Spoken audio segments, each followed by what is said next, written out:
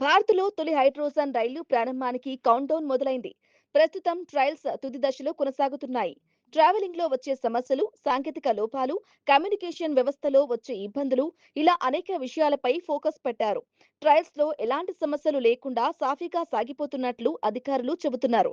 అన్ని పరీక్షలు పూర్తయ్యాయని, మరో 10 నుంచి 12 రోజుల్లో ఫైనల్ పరీక్షలు కూడా పూర్తయ్యే అవకాశం ఉందని రైల్వే అధికారులు వెల్లడించారు. ట్రయల్స్ విజయవంతంగా పూర్తయిన తర్వాత అన్ని నివేదికలను research design and standards organisation అంటే ఆర్డీఎస్ఓకు పంపనున్నారు. ఆ సంస్థ నుంచి తుది అనుమతి లభించిన వెంటనే రెగ్యులర్ సర్వీసులు ప్రారంభమవుతాయి.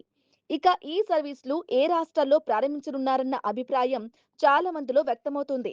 రైల్వే ఉన్నతాధికారుల సమాచారం ప్రకారం భారత తొలి హైడ్రోజన్ రైలు కావున ప్రధాని నరేంద్ర మోదీ చేతుల మీదుగా స్వయంగా ప్రారంభించే అవకాశం ఉంది.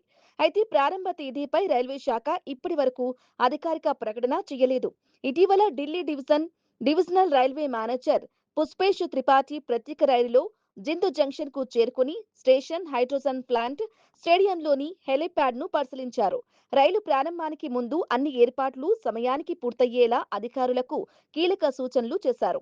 2027-28 మధ్యలో ఈ ట్రైన్ను ప్రారంభించే యోచనలో ఉన్నట్లు తెలుస్తోంది. డిఆర్ఎం పుష్పేష్ త్రిపాఠి తెలిపిన వివరాల ప్రకారం సోనిపట్ జింద్ రైల్వే మార్గంలో గంటకు 120 కిలోమీటర్ల వేగంతో స్పీడ్ ట్రయల్ విజయవంతంగా నిర్వహించారు. అంతేకాదు ఢిల్లీ సోనిపట్ జింద్ ఢిల్లీ మార్గాల్లో కూడా నిరంతర తనిఖీలు కొనసాగుతున్నాయి. భవిష్యత్తులో రైలు సర్వీసులు ఎలాంటి ఇబ్బందులు లేకుండా నడిచేలా అన్ని ఏర్పాట్లు చేస్తున్నారు. అన్ని పరీక్షలు పూర్తయ్యాక ఆర్డీఎస్ఓ తుది అనుమతి ఇచ్చిన తర్వాతే ఈ రైలు సాధారణ ప్రయాణికులకు అందుబాటులోకి రానుంది.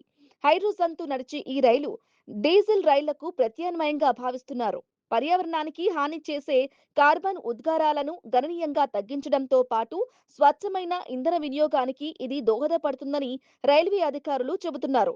దేశంలోని తొలి హైడ్రోజన్ రైలు ప్రారంభమైతే భారత రైల్వే చరిత్రలో అది మరో కొత్త అధ్యాయంగా నిలవనుంది.